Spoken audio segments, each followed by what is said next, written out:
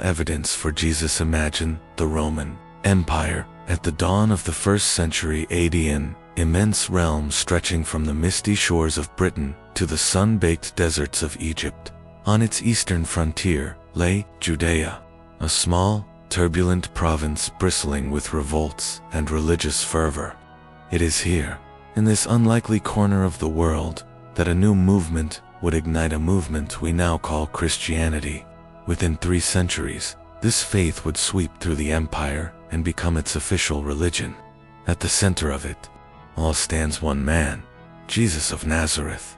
Yet for centuries, scholars and skeptics alike have asked the same question. Was Jesus a real historical figure, or merely the hero of a pious myth? Before we dive into miraculous claims, walking on water, turning water into wine, or rising from the dead, historians begin with a simpler query. Was there a flesh and blood person behind the gospel portraits? In the ancient world, leaving behind pottery shards, coins, or inscriptions required power or wealth. Monarchs, generals, and emperors etched their names on monuments. Ordinary people rarely do. So, it's no surprise that archaeological proof for a humble Jewish teacher is scant. Instead, our best evidence comes from written records, some penned by early Christians, others by outsiders who had no vested interest in promoting the faith.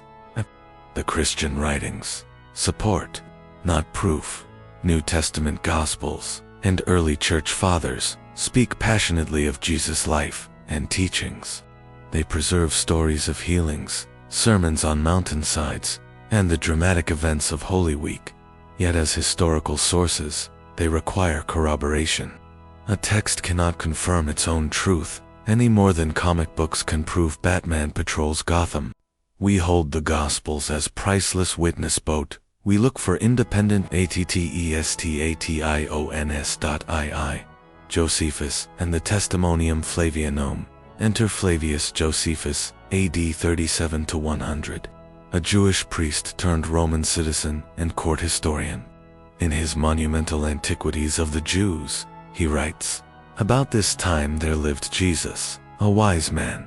He was the Christ.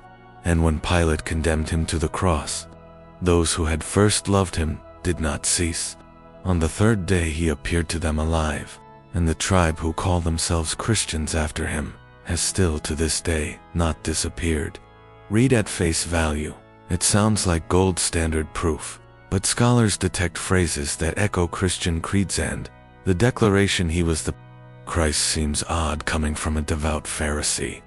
Early critics like Origen, mid-3rd century, noted Josephus never called Jesus Messiah. Yet, by the 4th century, Christian historians such as Eusebius quoted exactly this wording. Solution: the original passage likely mentioned a certain Jesus, a wise man crucified by Pilate and revered by his followers. Later scribes inserted overtly Christian language. He was the Christ, restored to life, to strengthen the case. Fortunately, ancient Syriac and Arabic translations preserve a leaner version. About this time there lived Jesus. He was known to be virtuous. Pilate condemned him to be crucified. His disciples reported he appeared 3 days later, alive. Accordingly, he was perhaps the Messiah. That truncated account, free of theological flourish, is probably closest to Josephus's own words. 3. Tacitus, Rome's reluctant witness. The Roman historian Tacitus, c. 56 to 120 AD, provides a second non-Christian nod in his Annals, recounting Nero's 64 AD fire. Nero fastened the guilt on a class hated for their abominations, called Christians. Christus suffered the extreme penalty under the procurator Pontius Pilate during the reign of Tiberius. Tacitus despises the superstition, yet cannot deny its spread. Although he refers to Pilate as procurator, a title used later, his tone and vocabulary align with his unflinching style. It is hard to imagine a Christian forger inserting a hostile portrait like this for Suetonius and the Crestus disturbance in Lives of the Caesars. The biographer Suetonius, c. 69 to 122 AD, notes, because of Crestus Claudius expelled the Jews from Rome for constant disturbances. Crestus almost certainly refers to Christus, and the expulsion is corroborated by other records. Here again, an outsider links a troublesome sect to a man named Jesus. V. Pliny the Younger's interrogation around 112 AD. Governor Pliny the Younger wrote to Emperor Trajan, seeking advice on prosecuting Christians. He describes how they sing hymns to Christ as to a god, revealing that by this time, belief in Jesus had become a recognizable phenomena to Roman officials. Vi. Lucian and Mara. Bar Serapion, Voices of Cynics and Exiles, the Lucian of Samosata c. 125 to 180 AD, mocks believers of a crucified sophist, who turned from Greek deities to follow a dead teacher's strange doctrines. Meanwhile, a Syrian writer, Mara Bar Serapion, around the same period, compares the executions of Socrates, Pythagoras, and their wise king Jesus, noting each land suffered calamity thereafter. Neither text shows signs of Christian editing, both depict Jesus as one among other wise figures, neither divine nor legendary, but tragically condemned. VII. Contextual plausibility. Does a wandering Jewish preacher, gathering a modest following and executed by Rome, fit the times? Absolutely. Josephus himself chronicles 20 such itinerant teachers, some more celebrated than Jesus. John the Baptist, the forerunner to Jesus, also appears in Josephus. Their fates and methods were not extraordinary in 1st century Judea. 8. Explaining the gaps, critics point to a curious silence. Why don't more contemporary writers mention Jesus?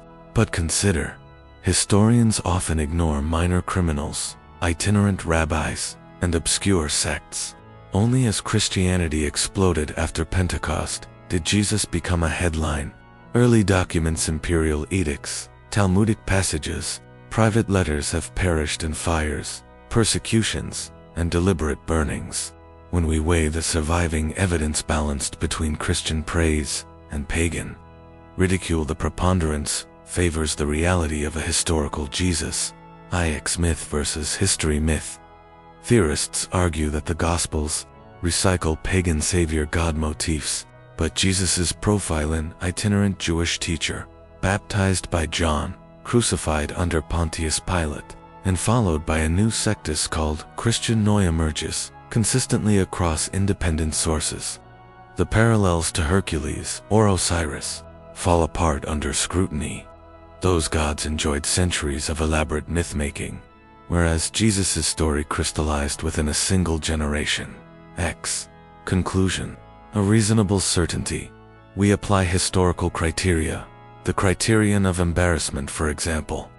Jesus' baptism by John, the criterion of multiple attestation, Josephus, Tacitus, Suetonius, Lucian, Pliny. In contextual credibility, we arrive at a simple conclusion. Jesus of Nazareth almost certainly existed as a real person. He may have been obscure in life and only gained fame or infamy after his death. But even if we strip away every miracle and theological claim, the figure who preached, taught, and died by Roman hands stands on solid historical ground. So the next time someone asks, was Jesus real? You can answer with confidence, yes. Just as we accept Pythagoras on scant evidence, we accept Jesus through a wealth of independent attestations. And beyond that knowledge lies faith in what he said and did, territory for another conversation altogether. If you'd like us to explore the question, who was the historical Jesus? Based on these sources, let us know in the comments. And if you found this survey of early evidence helpful, please like and subscribe. We publish new deep dives every week.